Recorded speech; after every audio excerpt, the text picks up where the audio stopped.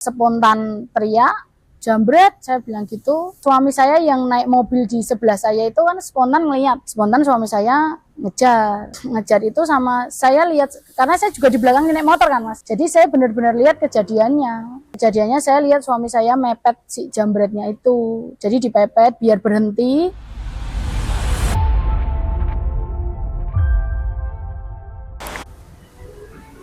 Mbak Cita, bagaimana ceritanya kejadian saat itu ketika Mbak Cita dijambret terus suami Mbak Cita mengejar si penjambret? Kronologis dari awal ya mas.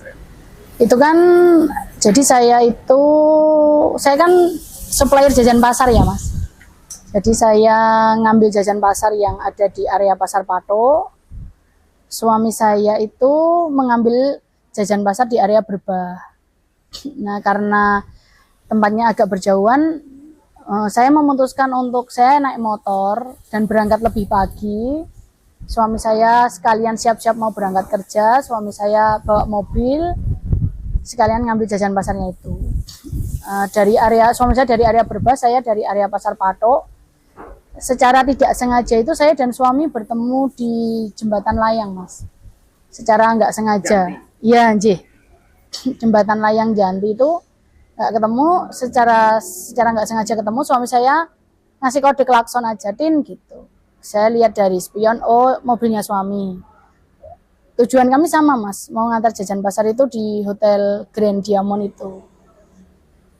Terus turun jembatan layang, kira-kira sampai di setelah Mirota Babarsari itu, di area saya tepatnya lupa mas. Pokoknya di area entah itu Hotel Next itu atau jembatan Transmart itu, ada orang berboncengan mepet saya di sebelah kiri saya. Pertama kali dulu itu saya kira malah begal payudara mas, karena pada waktu itu masih viral kan. Ini kenapa kok mepet? Jadi saya masih fokus naik motor ke depan. Tapi ngerasa curiga ya? Iya, jadi mepet itu, tapi jedanya itu hanya beberapa detik loh mas. Setelah saya nengok ke kiri itu, tas saya udah di cutter, udah dibawa sama jambretnya itu hanya benar-benar beberapa detik mas. Itu saya spontan teriak, jambret, saya bilang gitu. Saya spontan teriak, suami saya yang naik mobil di sebelah saya itu kan spontan ngeliat. Spontan suami saya ngejar itu sama saya lihat, karena saya juga di belakang naik motor kan mas.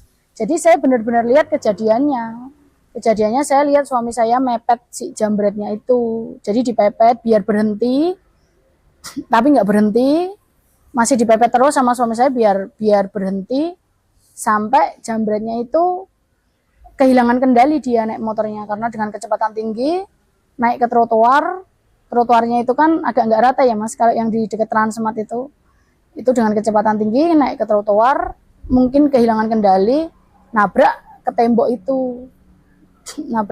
yang dekat bakpia itu mas, yang ada muralnya itu saya benar-benar lihat di situ, nabrak tembok, terus terpental ya mas, terpental ke jalan itu.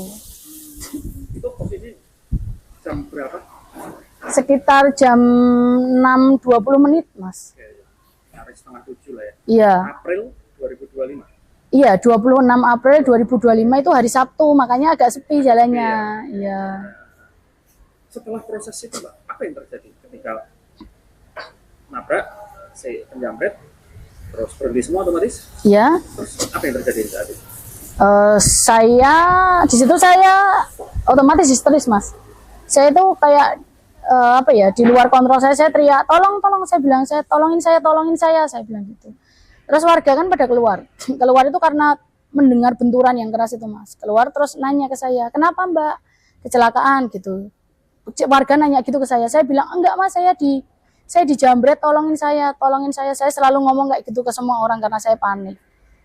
Oh iya mbaknya dijambret, iya saya bilang gitu. Terus ini jambretnya, iya. Terus warga situ mengamankan, karena jambretnya itu nggak sadarkan diri di situ. Mengamankan itu, suami saya udah parkir mobilnya jauh ke depan. Suami saya datangin saya, menenangkan saya karena masih shock.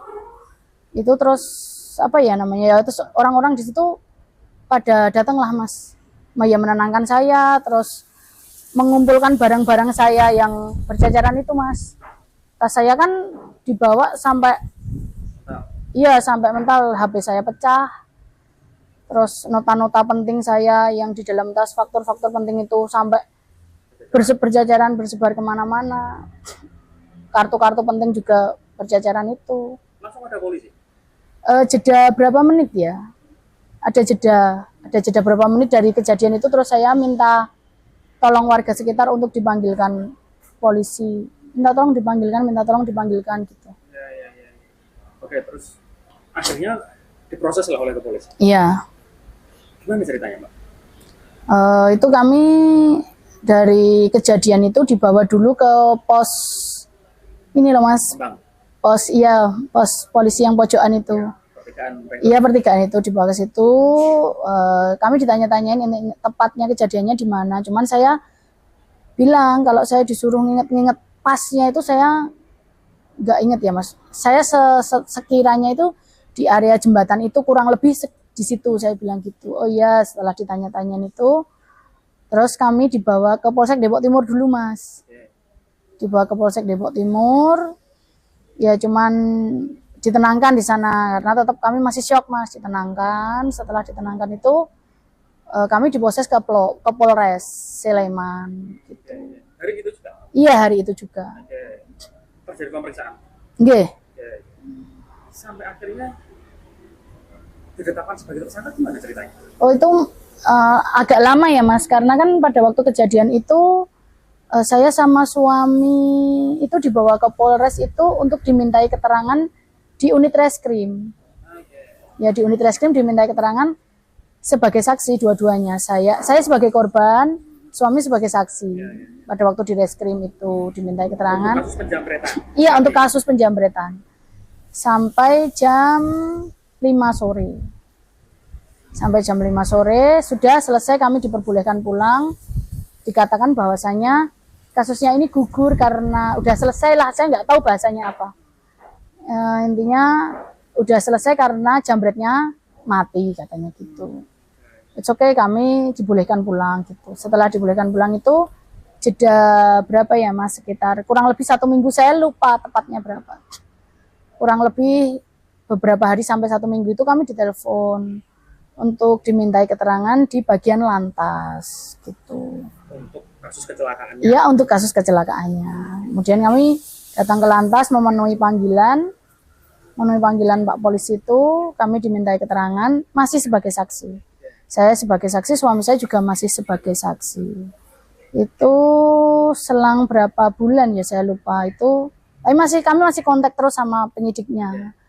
Masih kontak terus untuk perkembangan kasusnya itu. Selang berapa bulan itu kami dipanggil lagi.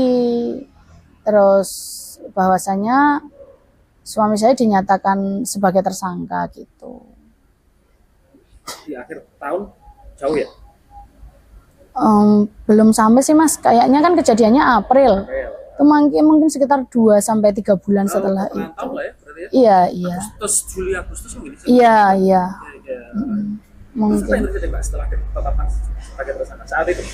Setelah ditetapkan jadi tersangka itu yang harus dilakukan suami saya ya cuman pertama kali saya dikasih tahu untuk ada pendampingan PH gitu ya, Mas. Ya.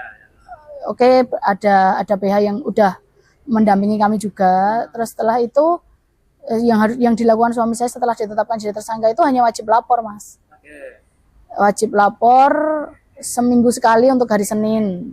Polres ya? Iya, ke Polres. Iya, itu wajib lapor.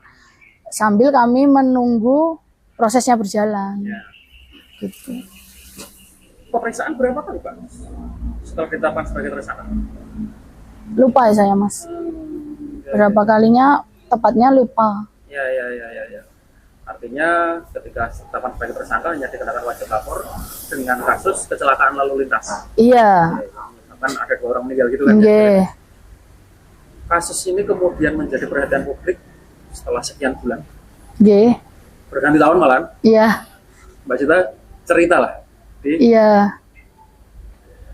sosial media lah ya. Nggih. Apa yang mendorong Mbak Cita kemudian cerita?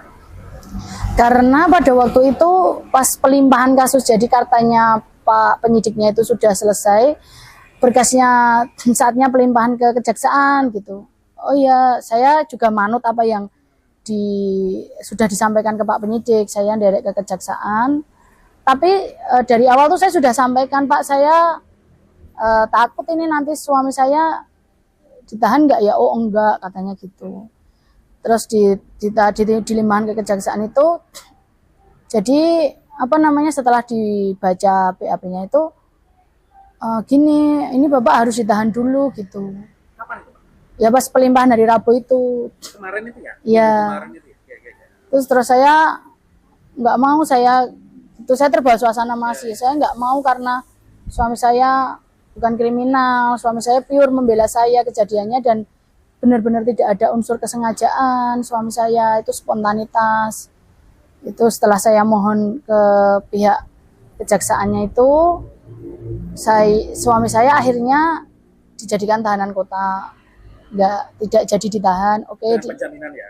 Iya, dengan penjaminan dan dengan surat yang diberikan oleh PH itu, bahwasanya suami saya hanya dijadikan tahanan kota. Cuman ya saya, yang mendorong saya untuk curhat ke sosial media itu karena apa ya Mas, saya ngerasa saya benar-benar ada di situ dan saya nggak ngelihat suami saya melakukan kesengajaan gitu loh Mas. Suami saya benar-benar cuman mepet si jambretnya biar berhenti, bisa ngambil tas saya lagi, atau minimal kalau jambretnya udah ngelemparin tasnya saya itu udah deh. Aja, gitu. Iya gitu. Jadi saya yang ngerasa sebagai istri, saya ngerasa ini nggak adil buat suami saya gitu loh Mas. Dijadikan tahanan kota dengan dipasangi gelang GPS. Ya. Sekarang prosesnya sampai sejauh mana, Pak? Ya belum, tadi baru mediasi sama keluarganya jambretnya. Prosesnya baru sejauh itu, belum ada ini, karena kan biasanya selang 2 minggu setelah pelimpahan baru ada jadwal sidang dan segala macam. Ya, artinya masih panjang waktunya sebelum nanti. Apa harapan Mbak Sita terkait dengan persoalan ini? Harapan saya ya tentu saja suami saya dapat keadilan, Mas. Suami saya benar-benar terbebas dari apa ya namanya, terutama ya tahanan itu. Saya benar-benar apa ya, pengennya ya suami saya dapat keadilan itu Mas. Benar-benar saya lihat suami saya nggak ada unsur kesengajaan, suami saya benar-benar membela diri, pure membela saya, istrinya. Bahkan menurut saya itu kayaknya dilakukan seluruh suami di dunia deh Mas, kalau istrinya dijambret di depannya, iya di depannya suaminya itu pasti semua suami juga bakal melakukan hal yang sama, saya rasa gitu. Sampai hari ini berlangsung nyaris setahun.